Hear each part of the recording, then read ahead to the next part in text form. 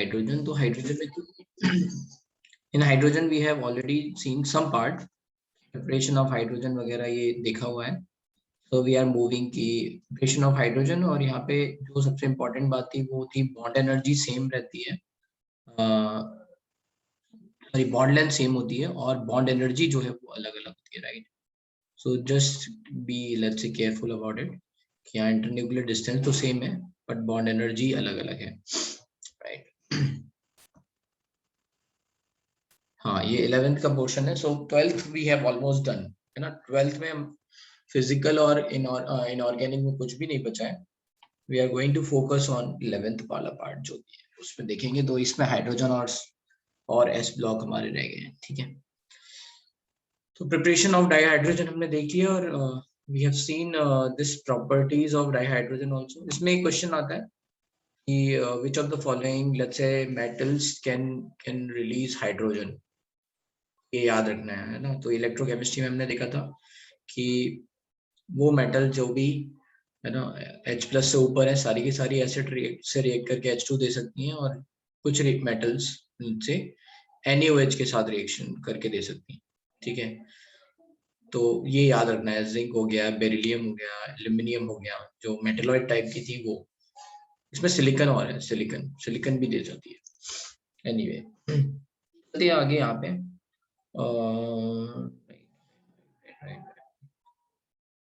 This chemical properties, ये वाली बात भी शायद हमने करा दी थी।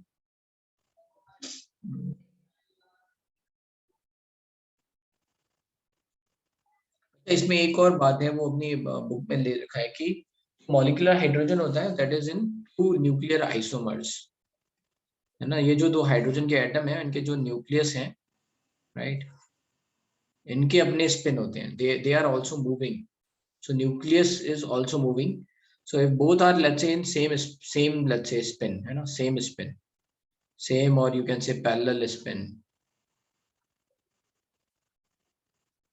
then this is going to called as ortho, and anti spin अगर है तो पैरा हाइड्रोजन, ठीक है। ये मॉलिक्यूलर हाइड्रोजन के लिए ये है। इतना समझ में आ रहा है? उसमें ये अपने बुकलेट में शायद दे रखा है, यहाँ एनसीईआरटी में तो नहीं है। H2 2 हाइड्रोजन है, इनके खुद के स्पिन है हाइड्रोजन इंडिविजुअल एटम्स के। अगर इन दोनों के स्पिन सेम है, न्यूक्लियस के स्पिन सेम है, then it is going to be ortho hydrogen and para hydrogen. Para hydrogen being more stable. So at lower temperature,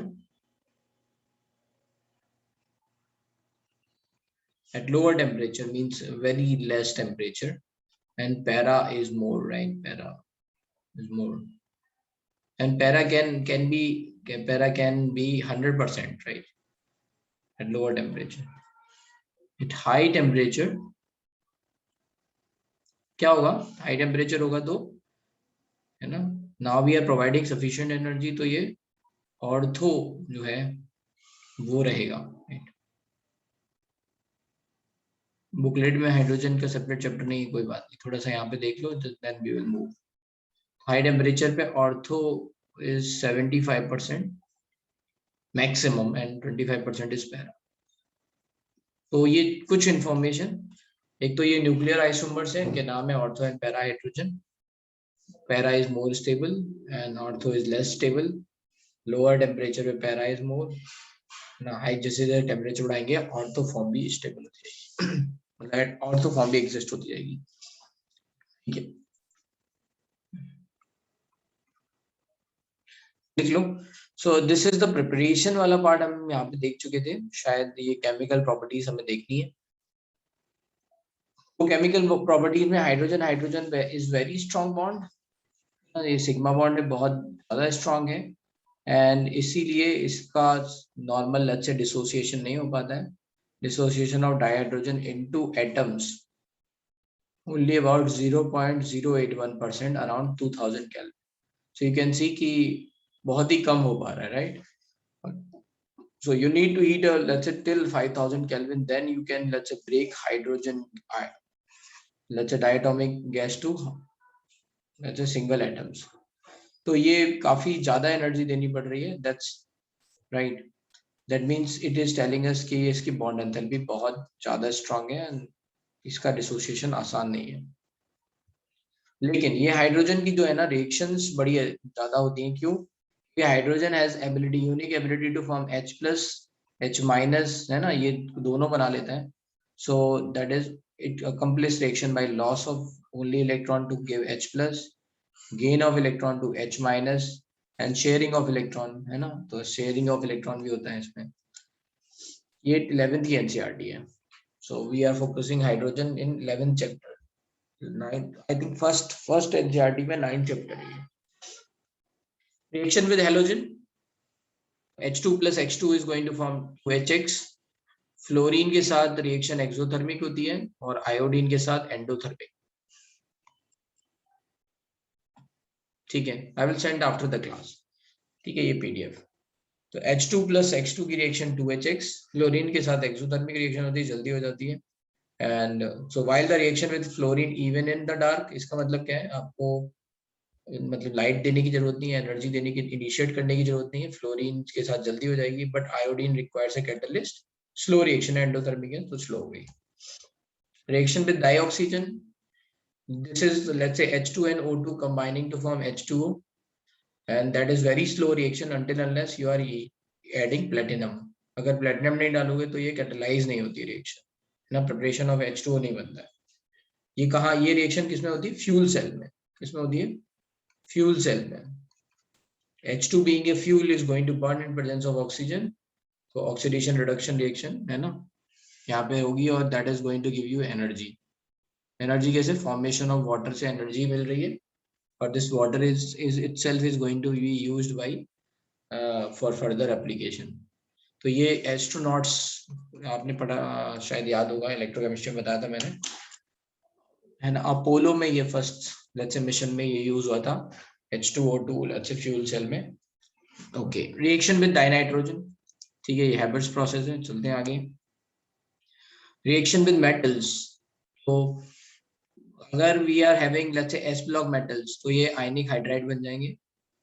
ठीक है, so many metals are going to combine with high temperature yield. ठीक है, तो ये ionic hydride बन गए, right. Reaction with metal and metal oxide, तो over here let's say ये पैलेडियम 2+ वो लेट्स से ये रिड्यूस कर पा रहे हैं, तो पैलेडियम ओके ऑक्साइड के साथ ये कुल मिला के ये दिख रहा है कि यहाँ पे ये मेटल रिड्यूस हो रहे हैं। कौन से मेटल रिड्यूस हो सकते हैं? Which are less reactive. ठीक है, hydrogen can reduce only less reactive, जल्दी से रिड्यूस हो जाते हैं। ऑर्गेनिक कंपाउंड, एक मिनट ऊपर देखते हैं। ऑर्गेनिक कंपाउंड वाली रिएक्शन तो हाइड्रोजनेशन रिएक्शन है। ठीक है, hydroformylation reaction, you would have seen this. ठीक है, चलते हैं आगे।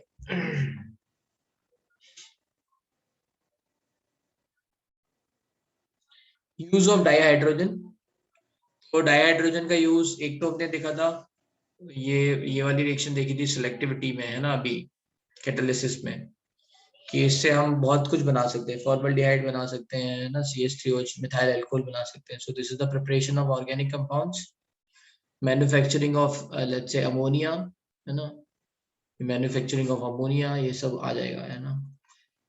फिर डिहाइड्रोजनेशन रिएक्शन में, राइट, मैन्युफैक्चरिंग ऑफ वनस्पति घी, राइट, सैचुरेटेड वेजिटेबल ऑयल, है ना, अनसैचुरेटेड से सैचुरेटेड, सो ये सब आ जाएगा, राइट। चलते हैं आगे।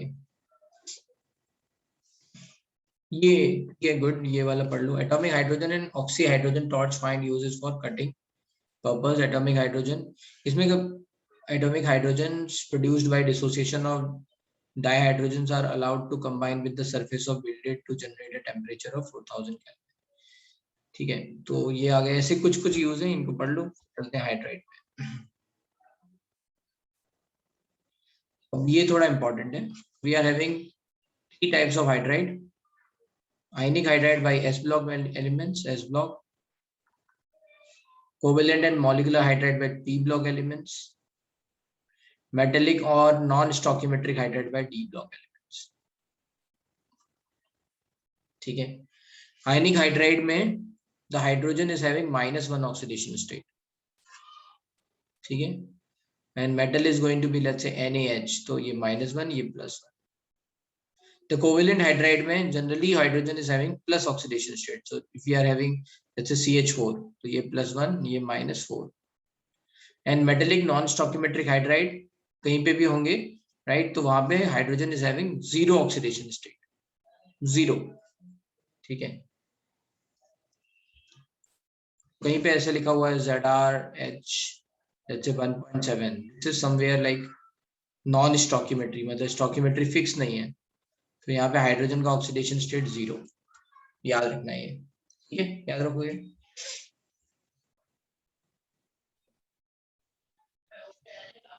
चलो नेक्स्ट है आयनिक. अब आयनिक हाइड्राइड के बारे में. तो आयनिक हाइड्राइड जनरली क्या है, आयनिक है, बट कौन कोवेलेंट हो सकते हैं? सिग्निफिकेंट कोवेलेंट कैरेक्टर किसमें आ सकता है? जिनके कैटायन छोटे हो, फजांस रूल, तो ये सब कोवेलेंट हो सकते हैं. और BeH2 के बारे में याद रखना है. BeH2 MgH2 are polymeric in nature, है ना. BeH2 का स्ट्रक्चर याद है, बी, है ना, बनाना bond, continuous banana bond.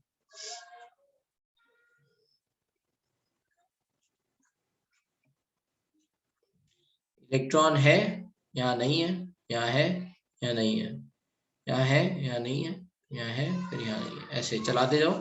This is going to be 3 center 2 electron bond.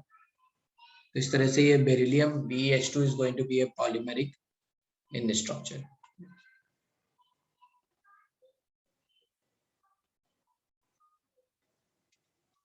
हाँ हाँ, correct correct. So good question. Sushil is saying कि सर ये जो है ना कार्बन हाइड्रोजन तो +1 में है, तो वहां हाइड्राइड क्यों बोल रहे हैं? At the hydride we are saying कि compounds of hydrogen, ठीक है, इसलिए इन सेंस में बोल रहे हैं, ठीक है, compounds of hydrogen. So the term hydride is not correct. Hydride means H-, ठीक है, but यहाँ पे ये कह रहे हैं कि how these are going to combine. So in general let's say language, है ना, वैसे बोल रहे हैं. So the ionic hydrides are crystal non-volatile, ठीक है. चलते हैं आगे. आयनिक कंपाउंड की प्रॉपर्टीज हैं, वही सब है, right. Now however their metals conduct electricity on the electrolysis, liberate dihydrogen anode. So cations are going to let's say reduce and anions are going to oxidize, oxidize. -1 से ये 0 चले जाएगा. Saline hydride react violently with water. क्यों भाई? -1 है, strong base हो गया ना. अभी आपने ऑर्गेनिक केमिस्ट्री पढ़ी होगी, Grignard reagent RMGX. CH4- is very reactive, तो H- भी होगा ना, is very reactive. तो अगर ये वाटर से रिएक्ट करेगा तो क्या देगा? H2 देगा. H- H+ को लेके जाएगा, H- H+ से कंबाइन होगा, H2 देगा. Getting it? तो ये हाइड्राइड को आप आयनिक हाइड्राइड को RMGX से रिलेट कर.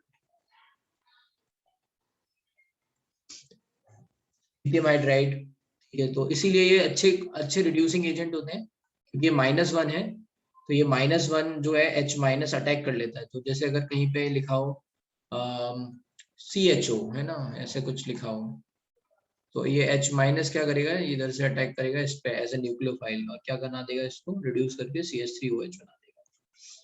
तो aldehyde is going to reduce by LiAlH4, है ना, ये LiAlH4 LiH, ये सब. Covalent and molecular hydride.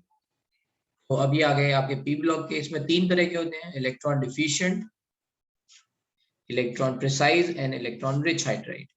Electron deficient का मतलब क्या है? जहां पे नंबर ऑफ इलेक्ट्रॉन कम हो, जैसे ये BH3, इसके पास तीन इलेक्ट्रॉन है, तो ये it is going to be electron deficient. Electron precise का मतलब हो गया CH4, 4 इलेक्ट्रॉन है, 4 ही बॉन्ड बनाने. प्रिसाइज जितने चाहिए थे उतने हैं. एंड इलेक्ट्रॉन रिच, जिनके पास एक्स्ट्रा इलेक्ट्रॉन है, मतलब एटलीस्ट 1 लोन पेयर है, तो it is going to be electron rich. तो NH3 H2O, है ना, ये सब क्या हो गए? Electron rich. HF, ये इलेक्ट्रॉन रिच, ये इलेक्ट्रॉन प्रिसाइज, और ये इलेक्ट्रॉन डिफिशिएंट. डाइबोरेन का आपने स्ट्रक्चर पढ़ ही लिया है पी ब्लॉक में, सो वी आर मूविंग, ठीक है.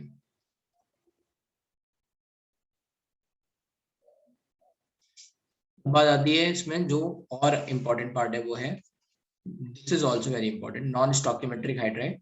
तो ये नॉन स्टॉकियोमेट्रिक हाइड्राइड कैसे बनते हैं? जैसे हमने DNA ब्लॉक में एलिमेंट में पढ़ा था कि जो small let's say interstitial compound. तो हाइड्रोजन, नाइट्रोजन, कार्बन है ना, ये सब इनका साइज बड़ा छोटा सा है, तो ये डी ब्लॉक में जो वॉइड्स होते हैं वहां पे जाके ऑक्यूपाई हो जाते हैं। ठीक है, तो यहाँ पे है सेम कॉन्सेप्ट है, सेम कॉन्सेप्ट है। व्हाट इज हैपनिंग इज कि यहाँ पे ये जो हाइड्रोजन है वो ऑक्यूपाई कर ले रहे हैं, राइट, कुछ पोजीशंस। तो इस तरह से ये देखो यहाँ पे स्टोकियोमेट्री कुछ फिक्स नहीं है, right, this is in range, है ना, ZRH, ये कुछ रेंज में दे रखा है ऐसे। इन such hydride the law of constant composition does not hold good, क्योंकि इनका कोई फिक्स फॉर्मूला नहीं है, तो हम law of composition, constant composition लिख नहीं सकते। ठीक है, एंड इसमें earlier it was thought that in these hydride hydrogen occupy interstices। हाँ, इसमें एक और बात है, ये जब ये शुरुआत में जब हमें मिले थे तो हमने देखा था कि यहाँ पे इंटरस्टिशियल पोजीशन ऑक्यूपाई थी। ये कौन है भाई, अपना बंद कर दो ये, राइट, एनोटेशन। तो इनिशियल जो जैसे मान लो कंपाउंड्स थे उनमें था कि they are going to provide they are going to occupy interstitial position, but later on we have seen कि जो है वो हर जगह पे इंटरस्टिशियल पोजीशन पे नहीं है। देखो यहाँ पे यही बात दिखी है, hydrogen occupy interstitial in metal lattice producing distortion without any change in its type, consequently they were termed as interstitial hydride. However, recent study has shown that except for the hydride of nickel, palladium, cerium and actinium, other hydride of this class have lattice different than that of parent metal। तो ये एक important point है कि metal hydrides में क्या हो रहा है कि हाइड्रोजन जो है वो उसकी लैटिस स्ट्रक्चर को चेंज कर दे रहा है। ठीक है, पहले क्या था, पहले सबसे पहले कि if you are having let's say these are let's say एक मेटेलिक स्ट्रक्चर है, राइट, जैसे मान लो ऐसा कुछ मेटेलिक स्ट्रक्चर है, उसमें ये इंटरस्टिशियल पोजीशंस पे भी प्रेजेंट है, so this this structure or this configuration is not changing, right, because these are present at interstitial position।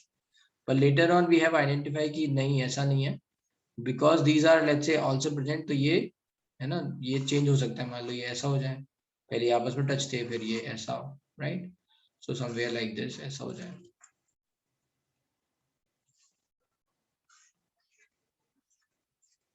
some let's say configuration will change,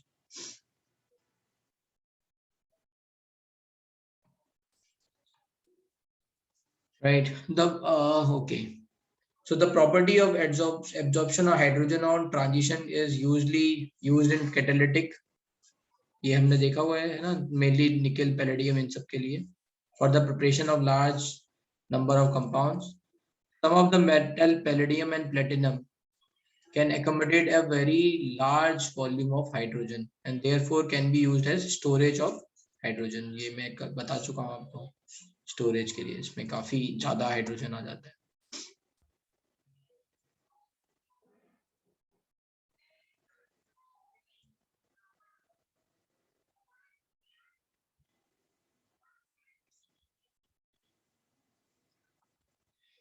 ये तो उसमें याद रखोगे कि जनरली, राइट, 3 तरह के हाइड्राइड हैं, जस्ट समराइज। आयनिक हाइड्राइड है उसमें H- है, these are going to be very reactive because it is behaving as strong bases, right, तो जहां कहीं पे भी डेल्टा पॉजिटिव बनेगा एंड गुड न्यूक्लियोफाइल्स, तो ये अटैक कर देंगे, है ना, so that's why used as a very good reducing agent. And covalent hydride में 3 तरह के, electron deficient, precise and rich. ठीक है, जहां पे electron rich are going to behave as Lewis bases. एक मिनट,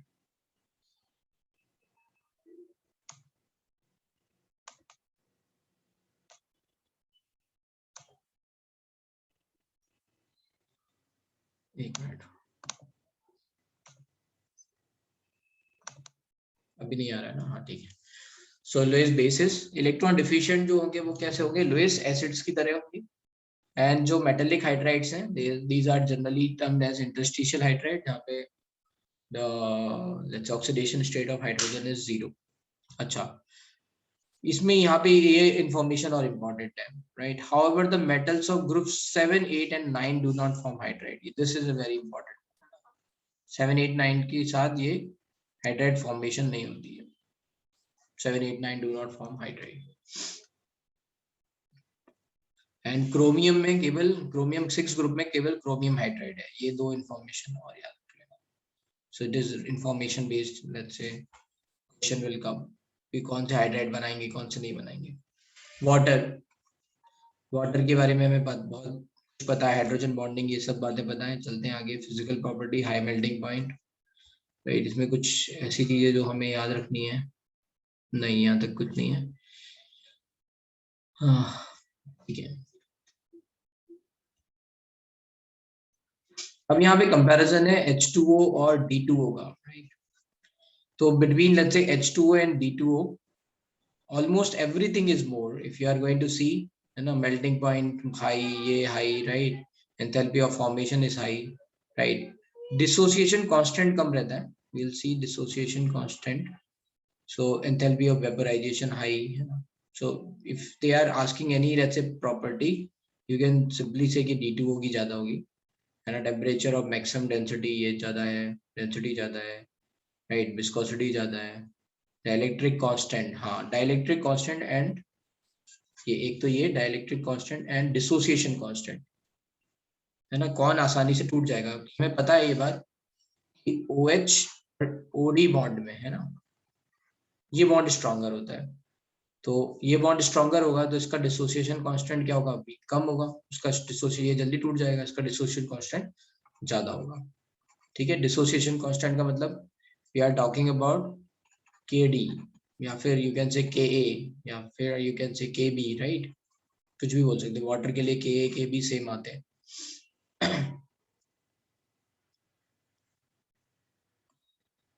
स्ट्रॉन्ग इसके पीछे रीजन ये देखो, ड्यूटेरियम में भी हाइड्रोजन बॉन्डिंग होती है, right, and that is having more electropositive character. तो reason behind it is more electropositive character.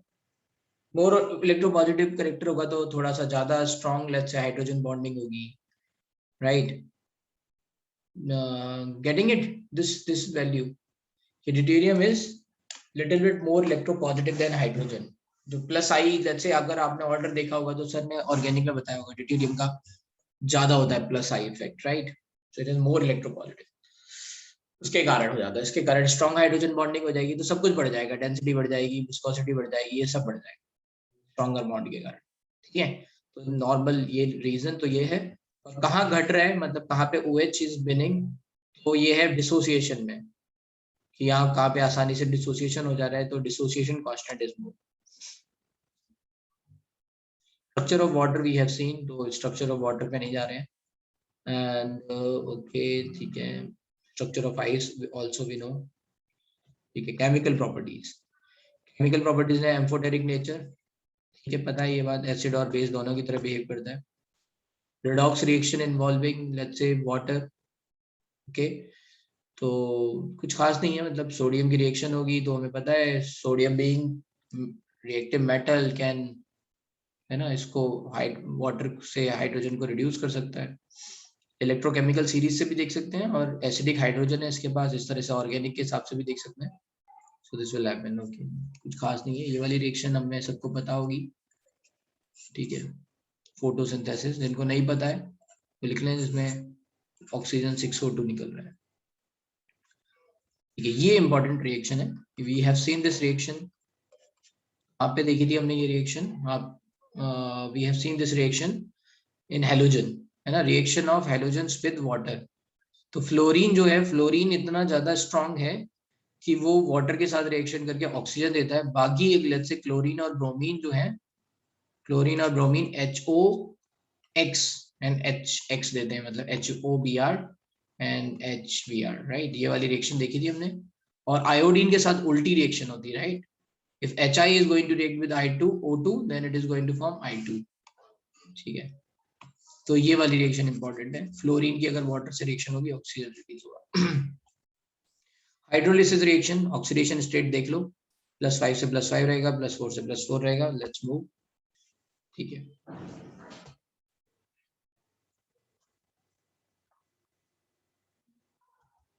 Over here, so this is I think ये किसी और का पार्ट है, हाइड्रोलिसिस का ही पार्ट है।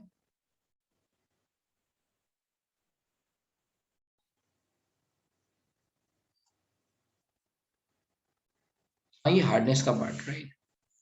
ये कुछ मेरे में मिसप्रिंट हो गया है ये वाली चीज। ओके सॉरी, मैंने ही गलत कर दिया था, एक मिनट। ओके ओके, तो दिस इज द रिएक्शन में कोई खास नहीं है, ये इंपॉर्टेंट है, दिस इज इंपॉर्टेंट, बता दे रहा हूँ मैं पहले, इंपॉर्टेंट है हाइड्रेट फॉर्मेशन। तो उसमें तीन तरह के लेट्स से हाइड्रेट बन रहे हैं। एक कोऑर्डिनेटेड वाटर, मतलब hydro H2O as a ligand D block elements के लिए। इंटरस्टिशियल वाटर जो आपका physical bond let's say because of hygroscopic nature, ये है ना H2O को खींच के लेके जा रहा है, इंटरस्टिशियल वाटर हो गया ये, ठीक है। तो जितने भी सॉल्ट हैं ऑफ एस ब्लॉक एलिमेंट में सेकंड ग्रुप के हैलाइड सॉल्ट, इनकी प्रॉपर्टी होती है ना ये, they are going to let's say hygroscopic in nature, they are going to absorb water from moisture, CaCl2। आपको पता है CaCl2 is calcium chloride dehydrating agent, ये जल्दी से खींच लेगा। MgCl2, ये सब है ना वाटर खींचते हैं। तो ये क्या हो गया, जहाँ पे भी एक वाटर ऑफ क्रिस्टलाइजेशन दे रखा होता है उसमें जनरली इंटरस्टिशियल वाटर होता है। फिर हाइड्रोजन बॉन्डेड वाटर, अब कॉपर है, डी ब्लॉक मेटल है, डी ब्लॉक मेटल्स में क्या होता है H2O is a coordinated, but यहाँ पे कॉपर जो है वो फोर वाटर के मॉलिक्यूल्स के साथ कोऑर्डिनेशन बॉन्ड बना रहा है, क्योंकि फोर ही मतलब स्टेबल बन रहा है, राइट। और बाकी जो बचा हुआ CuSO4.5H2 में बचा हुआ एक H2O है, वो SO4 2- के साथ हाइड्रोजन बॉन्ड बना रहा है। So there are hydrogen bonded water. तो तीन तरह के इनके एग्जाम्पल याद रखना, coordinated water, interstitial water and hydrogen bonded. P2O5 में भी क्या होगा सर, मतलब उसमें भी इंटरस्टिशियल नहीं वाटर उसमें नहीं आता है। होगा, उसके अंदर थोड़ी ना ऐसे हाइग्रोस्कोपिक नेचर। हाइग्रोस्कोपिक नेचर कहाँ से आता है, पोलराइजेशन से आता है, हाँ यस। राइट। हाँ वो वाटर को खींच लेता है अपनी तरफ। P2O5 में नहीं होगा, P2O5 तो कोवेलेंट कंपाउंड है। हार्ड वाटर, सॉफ्ट वाटर, तो हार्डनेस किसके कारण आती है, राइट। तो द हार्ड वाटर और सॉफ्ट वाटर का मतलब तो इतना ही है कि अगर जो ऐसा वाटर जिसमें क्लीनिंग एक्शन आसानी से हो जाए वो सॉफ्ट है, और जिसमें क्लीनिंग एक्शन ना हो, है ना, जिसमें लादर क्रिएट हो ना हो, है ना, क्लीनिंग एक्शन अच्छी तरह से ना हो, वो आपका हार्ड वाटर हो गया, राइट। तो हार्डनेस कैसे डिफाइन करते हैं, हार्डनेस आती है let's say permanent hardness comes due to chloride and sulfate ions of calcium and magnesium, ठीक है। And temporary hardness comes due to bicarbonate ion of calcium and magnesium. तो either we can remove is, either हम क्या करें कि Cl- हटा दें, SO4 2- हटा दें, है ना, सॉल्यूशन से, या फिर हम Ca2+ हटा दें या Mg2+ हटा दें। So either we can do any of this, either हम कैटायन रिमूव कर दें या एनायन रिमूव कर दें। तो अगर हम ऐसा कर देंगे तो फिर ये प्रॉब्लम नहीं आएगी। तो ये मेथड्स हैं how we are going to let's say impure remove this let's say hardness। तो ये है, सोप क्या होते हैं, स्टेरॉइड होते हैं, एंड ये जनरली कैल्शियम के साथ मिलके ऐसे प्रेसिपिटेट बना लेते हैं। तो ये याद रखना, ये वाली रिएक्शन, ठीक है। यहाँ COONA जो है M2+ मतलब Ca2+ के साथ रिएक्ट करके ऐसे प्रेसिपिटेट बना लेते हैं। इसलिए जो जो जो जो मतलब बड़ी सी ये जो टेल थी, है ना, एंड पोलर ग्रुप के साथ अगर ये कैल्शियम 2+ के साथ प्रेसिपिटेट बना लेगी, तो जो भी ये डिटर्जेंट के मॉलिक्यूल्स होंगे वो मिसल फॉर्मेशन में नहीं जा पाएंगे, एंड दैट्स हाउ, है ना, cleaning action will not happen. तो ये प्रेसिपिटेट बनाते हैं, ये इंपॉर्टेंट है। And it is harmful for boiler also. ये आपने सबने देखा होगा कि जो इमर्सन रॉड कभी यूज की होगी, आजकल तो वैसे बहुत कम हो गया, सबके घर में गीजर है, पहले सब लोग रॉड से गर्म करते थे पानी, है ना, सर्दियों में। और मुंबई में तो सर्दी पड़ती भी नहीं है, तो फर्दर तुम्हें नहीं पता होगा। तो एक रॉड टाइप की होती थी इमर्सन रॉड, उसको पानी में डालते थे तो वो हीट करती थी। तो अगर उस पर देखोगे तो उस पर स्केलिंग हो जाती थी after some time of use, so wide scaling हो जाती थी। वो स्केलिंग जो है इन्हीं हार्डनेस के कारण आती थी, hardness of let's say the salt, right. तो बस वो यही कह रहे हैं कि हाँ व्हाट, राइट। तो वो जो स्केलिंग है वो बॉयलर्स में भी हो सकती है, और इस स्केलिंग के कारण क्या होता है, जो हीट का जो ट्रांसफर होता है वो थोड़ा सा, है ना, दीज स्केलिंग से behave as insulator of heat. तो हीट का जो ट्रांसफर है वो थोड़ा कम हो जाता है, ठीक है। अगर हीट का ट्रांसफर कम हो जाएगा तो you have to burn a lot of fuel, है ना, जस्ट टू कन्वर्ट, है ना, स्टीम, वाटर को स्टीम में, क्योंकि ये पावर प्लांट में यूज होता है बॉयलर। बॉयलर में काम ही क्या है ना, वाटर को स्टीम कन्वर्ट करना। अगर उस बॉयलर पे स्केलिंग हो गई, है ना, ये जो आपका बॉयलर है, इधर बर्नर आप बर्न कर रहे हो, फ्यूल बर्न कर रहे हो या कुछ और भी कोयला बर्न कर रहे हो, उससे तो इस पे स्केलिंग हो गई तो फिर क्या होगा, इसका हीट, है ना, वो हो जाएगा, ट्रांसफर नहीं होगा उतना अच्छी तरह से। So that is also if reducing the efficiency of boiler. The hardness of water is of two type. So we know this part: temporary hardness and permanent hardness. और how we can remove temporary hardness? तो temporary hardness को remove करने के लिए तरीका है, एक तो ये है कि हम boil कर दें, तो बाइकार्बोनेट जो है वो ब्रेक हो जाएंगे, है ना। बट इसमें याद रखना है कि जो मैग्नीशियम बाइकार्बोनेट है वो कार्बोनेट में ब्रेक नहीं होता, है ना। जैसे CaHCO3 जो है वो हीट करने पे CO3 में चला जाता है। And this is very very important. कई बच्चे ये काम गलती मैग्नीशियम बाइकार्बोनेट के साथ भी कर देते हैं कि वो इसको मैग्नीशियम कार्बोनेट में कन्वर्ट कर देते हैं, but that is wrong. It goes to MgOH whole twice. The reason is कि इसका KSP जो है वो कम है, तो इसके इसके प्रेसिपिटेट होने से पहले ही MgOH होल ट्वाइस प्रेसिपिटेट हो जाता है, इसलिए। तो during boiling the soluble MgHCO3 whole twice is converted to insoluble MgOH whole twice, and calcium bicarbonate convert to CaCO3. It is because of high solubility product of MgOH whole twice compared to, नहीं ये थोड़ा गलत लिखा हुआ है, low solubility product, है ना, जिसकी solubility product कम होगा वो precipitate जल्दी होगा, ठीक है, as compared that of MgCO3 that MgOH is precipitated, तो यहाँ पे low होना चाहिए, ठीक है, थोड़ी सी मिसप्रिंट है।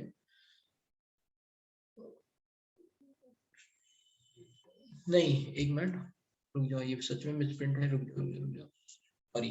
MgOH होल ट्वाइस तो इस तरह से है ना, दो आयन आएंगे इसमें Mg2 plus and 2OH minus, so this is going to become as 4s3, है ना, और ये MgCO3 बनेगा s²।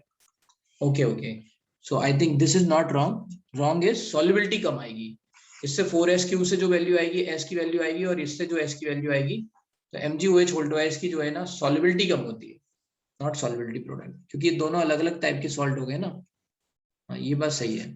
तो इसमें ये याद रखना है MgOH होल ट्वाइस जल्दी प्रेसिपिटेट होता है क्योंकि उसकी सॉल्युबिलिटी कम है, तो जल्दी प्रेसिपिटेट हो जाएगा, ठीक है। डिफरेंस बन गया ना, ये 4s³ बनेगा, यहाँ s² बनेगा MgCO3, that MgOH whole twice is precipitated. तो ये बहुत इंपॉर्टेंट है, इसमें कई लोग गलतियां कर देते हैं, do not make this mistake.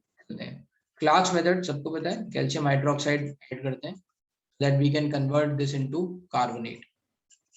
कैसे भी, बस इसका मतलब यही है कि हम कैल्शियम को रिमूव कर रहे हैं, है ना, we are just removing calcium magnesium as a impurity, बस।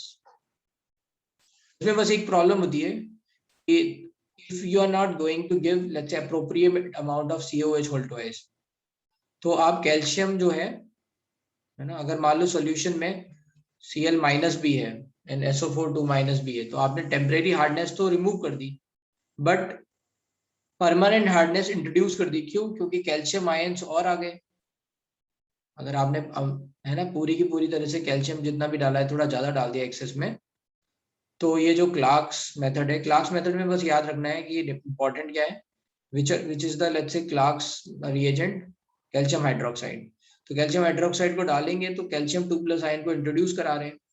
अच्छी बात यह है कि अगर हमने सही अमाउंट में डाला है तो सारा का सारा बाइकार्बोनेट कार्बोनेट में प्रेसिपिटेट हो जाएगा, बट अगर हमने थोड़ा ज्यादा डाल दिया है तो ये कैल्शियम 2+ क्लोराइड, अगर मान लो सॉल्यूशन में क्लोराइड माइनस भी प्रेजेंट है, NaCl प्रेजेंट है, तो उसके साथ मिलके परमानेंट हार्डनेस में कन्वर्ट हो जाएगा। तो ये क्लार्क्स मेथड की एक डीमेरिट है, ठीक है।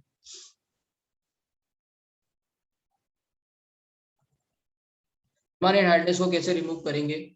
तो you are just doing what, ये जो कैल्शियम क्लोराइड है इससे आप कैल्शियम हटा दे रहे हो। NaCl के कारण कोई कोई हार्डनेस में प्रॉब्लम नहीं है, you just removing let's say precipitating calcium. तो Na2CO3 से रिएक्ट करो, CaCO3 बन गया, है ना। MSO4 से रिएक्ट करो Na2CO3 के साथ, ये MCO3 बन गया। तो ये इस तरह से प्रेसिपिटेट हो गया, right. What is the meaning of Calgon? Calgon का मतलब होता है calcium gone. Calgon is nothing but calcium gone, इसलिए इसको कैल्गन बोलते हैं। What is this compound? Sodium hexa metaphosphate, है ना। मेटाफॉस्फेट का जब भी नाम आएगा तो मेटाफॉस्फोरिक एसिड आ जाएगा, याद, HPO3, that means PO3 minus. So metaphosphate क्या बन जाएगा? PO3 minus. सोडियम मेटाफॉस्फेट हो जाएगा NaPO3, और हेक्सा लिखा हुआ है मतलब 6 times. So this is NaPO3 का होल 6 व्हिच इज Na6P6O18, ठीक है। Sodium hexa metaphosphate, commercially known as Calgon, when added to water. तो ये करता क्या है? ये सोडियम आयन देगा, कैल्शियम को रिमूव करेगा। ये कैल्शियम को रिमूव करके, है ना, ऐसे कॉम्प्लेक्स बना लेता है। ये Na6P6O18 है, तो ये दो पार्ट में ऐसे टूट गया, Na4, right. And what is happening here? ये M2 प्लस जो है ये अंदर वाले Na में चला गया, है ना। ये कॉम्प्लेक्स के अंदर पहुंच गया ये वाला मेटल, ठीक है। तो सोडियम मेटा हेक्साफॉस्फेट में क्या था? ये Na2 ऐसा था, Na4P6O18, ठीक है। तो ये Na4 को रिप्लेस करके क्या पहुंच गया? कैल्शियम अंदर। कॉम्प्लेक्स में एक बार अंदर पहुंच गया तो ये बाहर निकलेगा नहीं, right. So this is a way, और यू कैन सी ये जो कैल्गन है वो सेलेक्टिवली कैल्शियम को पकड़ लेगा, कैल्शियम मैग्नीशियम इन सबको पकड़ लेगा और उसकी जगह सोडियम दे देगा, ठीक है। इस तरह से कैल्शियम गॉन, कैल्गन। ये तो कंपाउंड याद रखना, कैल्गन मतलब सोडियम, है ना, मेटा हेक्साफॉस्फेट, सोडियम हेक्सा मेटाफॉस्फेट।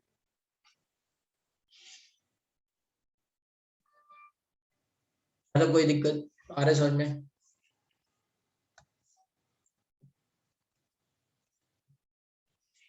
ठीक है। अब ये आयन एक्सचेंज मेथड है, इसमें सिंपल का मीनिंग ये है कि हम we are going to exchange the ion. फिर अगेन वही बात है, अभी जैसे मैंने आपको बताया था टेम्परेरी हार्डनेस परमानेंट हार्डनेस में, if either way you can precipitate out Ca2+, आपकी आधी प्रॉब्लम यहाँ पे खत्म हो गई, है ना। क्योंकि कैल्शियम होगा नहीं तो फिर हार्डनेस रहेगी नहीं, तो यही काम हो रहा है यहाँ पे आयन एक्सचेंज में। What we are doing is ये Na+M2+ को, है ना, एक्सचेंज कर दे रहे हैं, और इसके लिए हेल्प ले रहे हैं हम जियोलाइट्स की। तो जियोलाइट्स में क्या होता है? कैविटीज होती है, पोर साइज ऐसा होता है कि दे आर गोइंग टू, है ना, इस पोर साइज, इतने पोर साइज के होते हैं कि वो कैल्शियम वगैरह को ऐसे अपने में ट्रैप कर लेंगे या पकड़ के रखेंगे, right. So that is zeolite का यहाँ पे रोल है, and that's how it is going to treat hard water. So 2NaZ, this Z is representing your aluminosilicate और zeolite। ये M2+ के साथ रिएक्ट किया, इसने Na+ दे दिया और M2+ को पकड़ के बैठ गया ये, राइट। जब ये जियोलाइट एग्जॉस्ट हो जाएगा, मतलब पूरी तरह से जियोलाइट यूज हो जाएगा, सारे के सारे कैल्शियम जो है वो कैविटीज को या पोर्स को भर देंगे, तो फिर क्या करेंगे? इसको NaCl से रिएक्ट करा देंगे ताकि फिर से यहाँ Na आ सके। तो that is nothing but regeneration of, ठीक है, जियोलाइट। Mz2 का NaCl से रिएक्शन हुआ, फिर से मिल गया। तो एक्चुअली में यहाँ पे जो ये आयन एक्सचेंज लिखा हुआ है, इसमें याद रखना है एनसीईआरटी में इधर जियोलाइट को लिखा हुआ है, और सिंथेटिक रेजिन यहाँ पे भी आयन एक्सचेंज रिएक्शन हो रही है, but that is given in under the name of synthetic resin. Resin का मतलब होता है स्मॉल पॉलीमर्स, है ना, फाइबर्स होते हैं तो वैसे रेजिन्स, राइट, छोटे छोटे पॉलीमर है जिनमें बहुत ज्यादा बड़ी चेंज ना हो, तो सिंथेटिक रेजिन्स क्या करते हैं ये? इनमें होता यह है कि दो तरह के होते हैं, इनमें कैटायन एक्सचेंज होता है, मतलब यहाँ पे भी आयन एक्सचेंज होता है, ये these are called ion exchange resin. Confusion हो जाता है कि आयन एक्सचेंज ये है कि आयन एक्सचेंज ये है। According to NCERT ion exchange ये है, राइट, जियोलाइट वगैरह वाला, और ये जो रेजिन है ये सिंथेटिक रेजिन में आ रहा है, राइट। यहाँ पे दो तरह के रेजिन्स होते हैं। रेजिन मतलब पॉलीमर, मैंने जैसे बताया आपको। एक होते हैं कैटायन एक्सचेंज, एक ऐसे रेजिन्स जो कैटायन एक्सचेंज करेंगे, और ऐसे रेजिन जो एनायन रेजिन एक्सचेंज करेंगे। ठीक है, तो कैटायन एक्सचेंज रेजिन ऐसे होगा कि ये RSO3H है, तो ये क्या करेगा, ये RSO3H H+ दे देगा। जितने भी कैटायंस होंगे, not it is not selective for only calcium or magnesium, it is going to exchange all the cations, सारे cations को खत्म कर देगा। Na+, Ca2+, any n, ठीक है। अगर ये RSO3H+ देगा और ये Na+, Ca2+, ये सब है, इनको ले लेगा, राइट, तो ये H+ देगा। ठीक है, ऐसे ही आपका RNH4+OH- या RNH3, ये क्या करता है, ये OH- देता है। ऐसे ही एनायन रेजिन्स कैसा होगा, OH- देगा और सारे के सारे एनाइंस को रिप्लेस कर देगा OH- से। अब वाटर में क्या रहा, H+ और OH-, which is further is going to add together, है ना, is going to form H2O। तो इसको बोलते हैं प्योर डीमिनरलाइज्ड वाटर मिलता है इसमें। में क्या मिलता है, deionised demineralised water free from all soluble minerals is obtained by passing water successively through a cation exchange and anion exchange। तो cation exchange H+ देगा, anion exchange OH- देगा। ठीक है, इन्होंने यहाँ पे इस तरह से लिखा है RH या RSO3H, ऐसे कुछ भी लिख लो। ये RCOOH भी हो सकता है, कोई भी एसिडिक रेजिन रहेगा। ये M2+ से रेट करके यहाँ पे H+ दे रहा है, सारे कैटायंस एक्सचेंज हो गए। एंड इसी तरह से ये NH4+ X- के साथ रेट करके OH- दे रहा है, तो सारे एनायन एक्सचेंज हो गए। And then this H+ and OH- are going to combine to H2। ठीक है, इनको आप क्या करते हैं, जो एग्जॉस्टेड हो गए आपके ये, है ना, ये जितने भी पॉलीमर थे एग्जॉस्ट हो गए, इनको क्या कर सकते हैं, फिर से रीजनरेट कर सकते हैं। किससे, एसिड और एल्कली सॉल्यूशन से, है ना। तो अगर सब जगह RSO3Na बन गया है, आपको क्या चाहिए, RSO3H, तो अभी आपको समझ में आ रहा होगा क्या डालना है, कोई एसिड डाल देना है H+, तो ये मिल जाएगा। ऐसे ही अगर कहीं पे RNH4, है ना, RNH4+Cl- बन गया है, and you want RNH4+OH-, then what you need to do is you need to put alkali solution, यानी OH डाल देंगे, ऐसा कुछ डाल देंगे, इससे हो जाएगा। ठीक है, and the last part of this chapter is hydrogen peroxide। Hydrogen peroxide में एक टर्म आता है strength of volume strength of hydrogen peroxide, which we have done in redox, remember, है ना, ये सब 100 वॉल्यूम 1 ml, राइट। Yes. ये वाला पार्ट हम कर चुके हैं, तो ये वहां से आएगा। प्रिपरेशन ऑफ H2O2 देख लेते हैं। प्रिपरेशन ऑफ H2O2 में होता यह है कि what we are doing is H2SO4, right, से H2H2O8 बना रहे हैं। H2H2O8 की फिर मतलब इसकी हाइड्रोलिसिस कराएंगे, तो फिर से H2SO4 मिलेगा और H2O2 बनेगा, है ना, पर सल्फेट SO4 2- आयन से H2O8 2- आयन आएगा। ये कंसंट्रेटेड H2SO4 लेते हैं, तब जाके ये रिएक्शन होगी, इलेक्ट्रोलिसिस होके H2O8 2- आयन बनेगा, और उससे ये H2O2 बनता है। तो एक मेथड ये है H2O2 बनाने का, जो कि सबसे मतलब इम्पोर्टेंट मेथड है। और ये वाली हाइड्रोलिसिस मैं पहले बता चुका हूँ, है ना। मार्शल्स एसिड की जब भी हाइड्रोलिसिस होती है, तो पहले क्या बनेगा, कायरोस एसिड एंड H2SO4। जब भी हाइड्रोलिसिस होगी तो H2SO4 प्लस H2SO5 बनेगा, और फिर फर्दर हाइड्रोलिसिस होगी तब फिर ये H2SO4 अगेन एंड फिर H2O2 बनेगा।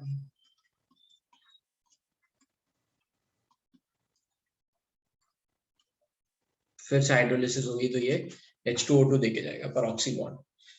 ये एक की रिएक्शन ये होगी। दूसरी रिएक्शन होती है ऑटो ऑक्सीडेशन रिडक्शन। ठीक है, तो वी आर गोइंग टू सी ये क्या क्या रिएक्शंस हैं। अच्छा, यहाँ पे ये देख लो कि what we are preparing is BaO2। We are taking let's say peroxide salt ले रहे हैं और उसको एसिड में डाल रहे हैं। अब बट एसिड ऐसा होना चाहिए जिससे प्रेसिपिटेट बन जाए। That's why we can not take HCl over here. अगर HCl से लेंगे तो BaCl2 soluble होता है, then the separation is going to be another let's say challenge। तो हम क्या ले रहे हैं, BaSO4 हमें पता है प्रेसिपिटेट आसानी से बनाता है, तो पेरोक्साइड सॉल्ट के साथ H2SO4 ले रहे हैं, BaSO4 बन गया H2O2 है ना, ये प्रेसिपिटेट हो गया, H2O2 हमारा ये है ना सॉल्यूशन बन गया। दूसरा है इलेक्ट्रोलिसिस ऑफ ना peroxy disulphate obtained by electrolytic oxidation. तो पहले यहाँ पे हमने क्या किया, H2SO4 की इलेक्ट्रोलिसिस करके ये H2H2O8 बनाया, ये लिखा हुआ है H2H2O8, और उसकी हाइड्रोलिसिस की तो फिर से हमें H2O2 मिल गया। This method is used for preparation of D2O2। ठीक है, चलते हैं आगे, कुछ नहीं है। Industrially it is obtained by auto oxidation, auto oxidation of 2 alkyl anthraquinols. तो एंथ्रासीन आपने देखा होगा, एंथ्रासीन 3 रिंग रहती है, राइट। तो बस उसमें क्या कर रहे हैं हम, 2 OH और लगा दे रहे हैं, ऐसा कुछ होता है ये एंथ्रासीन ऐसा कुछ, ठीक है। एंड to be 1,2 ये हो जाएगा 1 2 ये वाला 2 ethyl C2H5 2 ethyl. Anthraquinol is like this OH ऐसा कुछ, राइट। होगा क्या, ये ऑक्साइड होगा तो this is going to convert, then it is going to convert into quinone।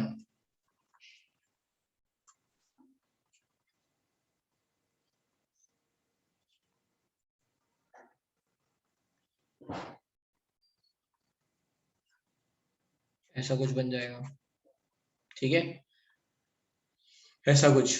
और फिर इसको अगर हम रिड्यूस करेंगे तो ये कुछ ऐसा बन जाएगा, राइट, ठीक है। तो बस इसमें यही चलता रहता है, ये इसमें कन्वर्ट होगा ऑक्सीडेशन से, और फिर रिडक्शन के बाद फिर से क्विनॉल बन जाएगा। तो जब ये ऑक्सीडाइज हो रहा है ना, तो ये 2 हाइड्रोजन निकल गए, और ये जो है 2 हाइड्रोजन ये H2O2 के साथ कंबाइन हो रहे हैं, ऑक्सीजन के साथ कंबाइन होकर H2O2 दे रहे हैं, ठीक है, ऑक्सीडेशन में। फिर आपने हाइड्रोजन डाला तो यहाँ पे ये OH बन गए, तो ये OH, इस तरह से फिर से क्विनॉल बन गया। So that's how this is going, H2O2 is going to form in this process, ठीक है। क्विनॉल से क्विनॉन बना, 2 इथाइल एंथ्राक्विनॉन, और ये रिएक्शन ऐसे चलती रही, साइक्लिक रिएक्शन है। In this case 1% H2SO4 is formed, it is extracted with water concentrated to 30%, and फिर आपको फर्दर कंसंट्रेशन करना पड़ेगा, चलते आगे। इसमें क्या करना पड़ रहा है, यहाँ पे लिखा है by careful distillation under low pressure. Careful distillation क्यों करना पड़ रहा है, क्योंकि H2O2 आसानी से डिकम्पोज हो जाता है। तो अगर H2O2 को उसके H2O2 जो है वो अपने लेट्स से बॉइलिंग पॉइंट से पहले ही डिकम्पोज हो जाता है। तो आप डिस्टिलेशन में क्या कर सकते हो, ऐसा नहीं कर सकते हो कि आप नॉर्मल उसे डिस्टिल करके उसकी वेपर बनाओ और फिर उसे कंडेंस करो, उससे पहले ही वो डिकम्पोज होके ऐसे H2O+O2 बना देता है। तो क्या करना पड़ता है, उसकी वेपर बनानी पड़ती है उसके बॉइलिंग पॉइंट से काफी नीचे। तो कैसे करेंगे, low pressure, external low pressure है ना, ये अभी आपको आ गया ना कॉन्सेप्ट प्रेशर वाला, कि हम जो है ना बाहर से पी एक्सटर्नल जो है वो बहुत कम कर देंगे, लो कर देंगे, तो मेल्टिंग बॉइलिंग पॉइंट क्या हो जाएगा, लो हो जाएगा। अगर एक्सटर्नल प्रेशर लो है तो है ना बॉइलिंग पॉइंट लो हो जाएगा, तो ये बॉयल होने लग जाएगा, and that's how we are doing distillation. तो डिस्टिलेशन अंडर लो प्रेशर का मतलब ये,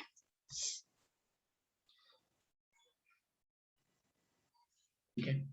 फिर फिजिकल प्रॉपर्टी, तो एक मिनट फिर इसको रिमूव कर देना सब कुछ, ये हम कर चुके हैं, तो इस we are just moving ahead, इस वाली बात है, बट ये इंपॉर्टेंट पार्ट है, ठीक है। ये मतलब को स्किप मत करना, अगर आपने नहीं याद आ रहा है ये वाली चीज तो रिडॉक्स में जाके एक बार देख लेना, ठीक है। वॉल्यूम स्ट्रेंथ है ना, एंड मोलैरिटी ये सारी बातें। तो हाइड्रोजन पेरोक्साइड का स्ट्रक्चर भी इंपॉर्टेंट है, बहुत इंपॉर्टेंट है, वेरी वेरी इंपॉर्टेंट, क्योंकि इसके 2 स्ट्रक्चर हैं, एक सॉलिड स्टेट में और एक ये गैस या और लिक्विड स्टेट में, ठीक है। एंड दोनों में बॉन्ड एंगल अलग अलग है. If you are going, both looks like open book structure, but if you are going to see the angles, those are different. तो अब इसमें एक स्ट्रक्चर याद रख लो, तभी आप मतलब कर पाओगे. नहीं तो दोनों स्ट्रक्चर याद करने जाओगे तो आप हमेशा कंफ्यूज होगे कि which one is which. Right. ठीक है. तो अब बात आती है, इसमें दो एंगल हैं. राइट. राइट. इस तरह का बॉन्ड है ओवर ईयर. एक बॉन्ड एंगल है आपका यहाँ पे ओ एच, ओ के बीच में ये वाला बॉन्ड एंगल, और एक आपका ये डायहेड्रल एंगल आ रहा है, that is called dihedral angle. If you can recall organic chemistry, तो डायहेड्रल एंगल क्या होता है, वी हैव सीन C2H6 में. तो एक कार्बन, एक यहाँ पे हाइड्रोजन, दूसरा वाला हाइड्रोजन, राइट, बाहर वाले पे. ठीक है. तो ये 60 degree angle dihedral angle, remember. तो इसी तरह से अगर दो दो वॉट मतलब H2O2 में दो ऑक्सीजन है, तो ये कुछ ऐसा है. So that is the meaning over here is कि एक ऑक्सीजन पीछे है और एक आगे है. एक ऑक्सीजन इस तरह से है और दूसरा ऑक्सीजन फिर इधर है ना. मतलब सॉरी, अगर इसको इस तरह से पिक्चराइज करें तो एक ऑक्सीजन इधर है और एक ऑक्सीजन इधर है. थोड़ा सा इनके बीच का एंगल ये डायहेड्रल एंगल है ना. यहाँ पे ध्यान से देखो, ये वाले फेस को बता रहा है, ये वाला प्लेन बता रहा है कि इसमें ये OH बॉन्ड है, और ये वाला प्लेन बता रहा है कि किसमें ये OH बॉन्ड है, और इनके बीच का एंगल है. तो दिस इज डायहेड्रल एंगल. इसमें इसमें एक को याद रखेंगे, एक को इस तरह से याद रखो. One is let's say in somewhere 90 है ना, ये 90 के आसपास है, तो ये 110 के आसपास है, या 100 से ऊपर है. एक 90 से नीचे है तो एक दूसरा 100 से ऊपर है. एंड इसमें जस्ट उल्टा है. Right. So if you remember the gas phase, then you can remember over here. इसमें क्या हुआ, ये 100 से ऊपर है तो ये 90 है. ये याद रहेगा ये. राइट. तो you just go through this part कि दो अलग अलग स्ट्रक्चर है, और just remember let's say one, जो भी आपको सही लगे, आइदर गैस और solid. But keep in mind कि ये गैस आपने याद गैस वाला किया है, so do not look at the solid वाला part, and then you can have some idea obviously.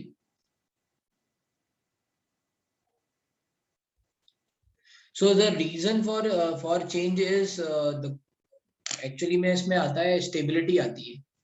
Structure कैसे बनेंगे और उनका कॉन्फ़िगरेशन जब आएगा तो उसमें बॉन्डिंग कैसे होगी, उसके उसके बेसिस पे दो अलग अलग स्ट्रक्चर आते हैं.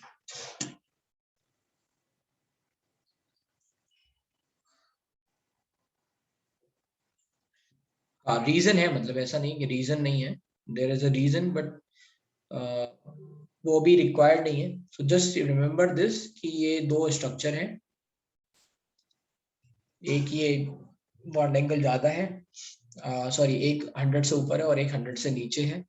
तो एक याद रख लो, ये 90 अप्रोक्स है तो ये 100 से ऊपर है इसका अपोजिट. ठीक है. ये आ गई बात केमिकल प्रॉपर्टीज. ये ऑक्सीडाइजिंग एजेंट है तो आपको पता है Fe2+, फेरिक में कन्वर्ट करेगा PbS को PbSO4. सेम रिएक्शन है. This reaction I have told you already कि KMnO4 की H2O2 से रिएक्शन होगी तो H2O2 will oxidize to O2. ठीक है. to HOCl. ठीक है. ऑक्सीडाइजिंग एक्शन बेसिक मीडियम वाले याद रखना है ना, Mn2+ से Mn4+ जा रहा है. चलो. स्टोरेज, इसमें इंपॉर्टेंट पार्ट स्टोरेज भी है. स्टोरेज में क्वेश्चन आता है क्लोरोफॉर्म की स्टोरेज एंड H2O2 की स्टोरेज. H2O2 की स्टोरेज मैंने आपको बताई थी कि इसमें नेगेटिव लेट्स से हम डाल के रखते हैं, नेगेटिव कैटलिस्ट ग्लिसरॉल की तरह.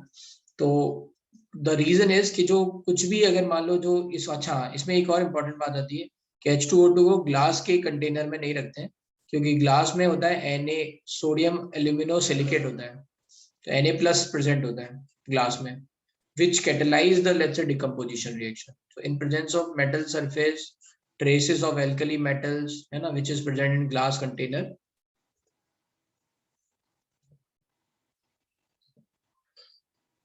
reaction is catalyzed, is therefore stored in wax lined glass. या तो वैक्स लगा के रखो या फिर प्लास्टिक में रखो आप, और ये डार्क में रखे जाते हैं क्योंकि सनलाइट में भी ये right? That can let's say decompose. Urea can be added as stabilizer. Urea, glycerol, ये सब आप add कर सकते हो. It is kept away from dust because dust can induce explosive decomposition. तो again decomposition हो सकता है. Uses bleaching ये सब है ना, oxidizing agent ये सब देख लेते हैं थोड़े से. Heavy water. हेवी वाटर में बस क्वेश्चन ये आता है कि अगर मान लो कभी हाइड्रोलिसिस हो रही है हेवी वाटर की प्रेजेंस में तो क्या बनेगा. तो रिमेंबर जो हमने काम हाइड्रोलिसिस में किया है वही करना है यहाँ पे. 2+2- है ना, ये कैल्शियम कार्बाइड है तो ये यहाँ पे Ca2+ एंड C2 2-. अब इसकी हाइड्रोलिसिस हो रही है तो D+ एंड OD- है. D2O को तोड़ दिया, D+OD-, क्या बनेगा, ये D+ जाएगा C2 2- की तरफ, ये OD, तो ये CaOD whole twice plus C2 C2 D2 है ना. तो ये C2 D2 क्या है, एसिटिलीन है, बट ड्यूटेरियो एसिटिलीन है. ड्यूटेरियम इसमें एडेड है, ड्यूटेरियम कंपाउंड है, ड्यूटेरियो एसिटिलीन. ऐसे ही यहाँ पे देखो SO3 की रिएक्शन H2 D2O से हो रही है तो H2SO4 की जगह D2SO4 बन जा रहा है. अच्छा, hydrogen as a fuel. Hydrogen is very flammable let's say gas. और हाइड्रोजन के साथ ये है कि उसका कैलोरीफिक वैल्यू जो है ना वो सबसे ज्यादा होता है. कैलोरीफिक वैल्यू होती है एनर्जी गिवन बाय पर ग्राम लेट्स से फ्यूल. तो हाइड्रोजन का जो मॉलिक्यूलर वेट है वो सबसे कम है, 2 ग्राम है ना. तो इसलिए जो एनर्जी गिवन बाय हाइड्रोजन है वो सबसे ज्यादा आ जाती है पर ग्राम. ठीक है, H2 की कैलोरीफिक वैल्यू सबसे ज्यादा है.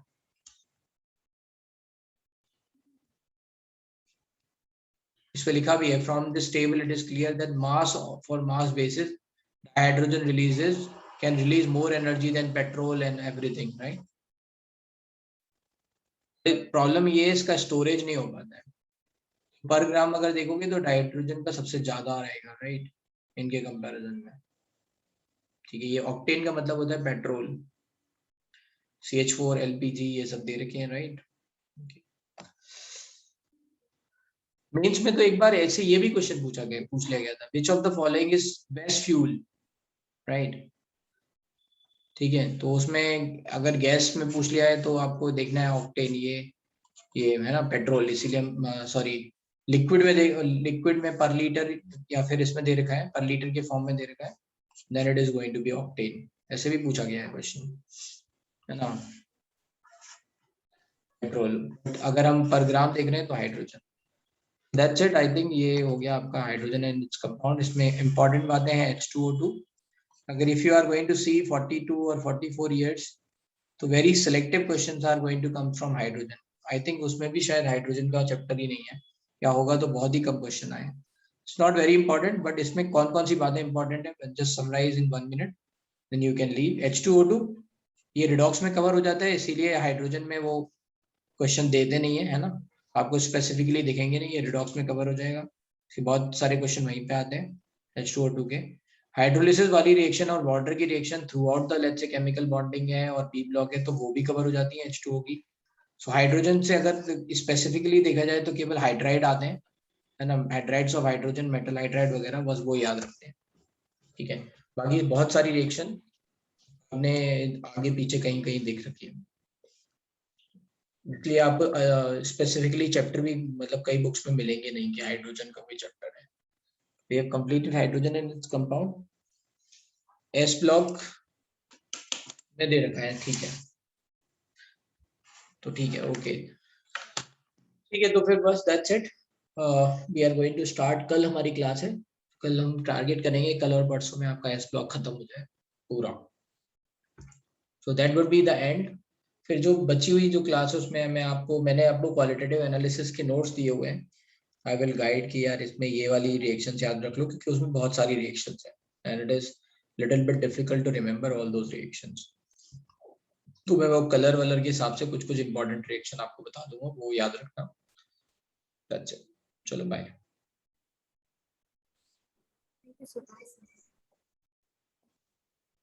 डिस्कशन करेंगे आपके क्या कहते हैं क्लासेस भी लगाएंगे. ये आपके बोर्ड हो जाए या उससे पहले देख लेना अगर आप। हाँ, मैं सबसे ये बोलना चाहूंगा कि आप ऐसा करो, ये जो 10 दिन है अभी आपके पास 15 से 25, because after 25 you will be get serious for board, maybe before then that also you can serious, but ठीक है, देख लो अपने हिसाब से। till 25 you can study। तो उसमें जो इनऑर्गेनिक है ना उसका मतलब जितना प्रैक्टिस हो सके वो पहले ही कर लो, अभी ही कर 25 तक, ठीक है। And if you solve, if you are not going to solve, तो ये सब उड़ जाएगा, सारा मेमोरी जो जितना भी पढ़ा है सब खत्म हो जाएगा। तो जितना सॉल्व हो सकता है उतना सॉल्व करो। एंड यस्टरडे मैंने कुछ बातें मतलब कुछ बातें जो है, यस्टरडे एक ओपन सेशन हुआ था 11th के बच्चों के साथ। उसमें जो जिस इस साल के जो लोग क्वालिफाई किए हुए हैं वो टॉपर्स आए थे, and they give the some lets से कुछ इंफॉर्मेशन, कुछ पॉइंट्स उन्होंने दिए थे which I will share right now. तो उसमें यही था कि इनऑर्गेनिक को आप लोग बिल्कुल भी मत छोड़ो। ये मत सोचो कि इनऑर्गेनिक अभी नहीं आगे कर लेंगे, राइट। अभी इतना सब हो रहा है क्योंकि अब सब कुछ लगभग खत्म हो चुका है। इनऑर्गेनिक एनसीईआरटी से करनी है, हाँ इनऑर्गेनिक एनसीईआरटी से करनी है। मॉड्यूल के क्वेश्चन इनऑर्गेनिक में क्वेश्चन ज्यादा सॉल्व करने हैं, है ना। आपको अगर मान लो नहीं भी आता है ना कुछ, right, just read. Let's say जो भी आपने शॉर्ट नोट्स बनाए हैं, थोड़ा बहुत जो भी आपने नोट्स बनाए हैं उनको रीड करो, just try to solve it. Even though if you are only able to solve 60% of question or 50% of question from the exercise, it is good. इसका मतलब है कि 50% तो आपका वो चैप्टर तैयार हो चुका है। Now you have to work on remaining let's say 50%.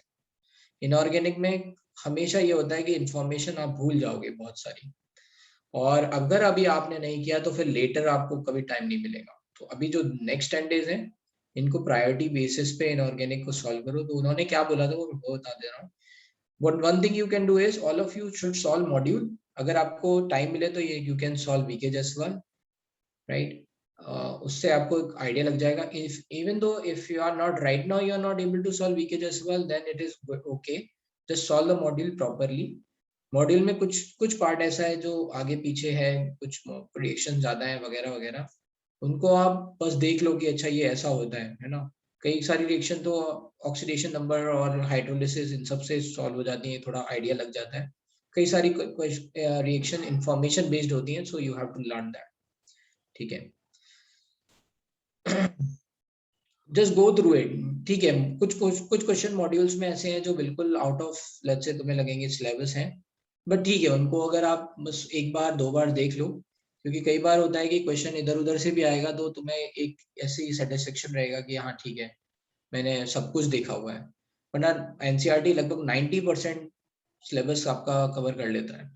ये आउट ऑफ द सिलेबस वाले क्वेश्चंस में मॉड्यूल काम काम आता है, राइट। कि मॉड्यूल में पूछा गया था तो आपकी आंखों से एक बार गुजरा हुआ है, देन इट इज गुड।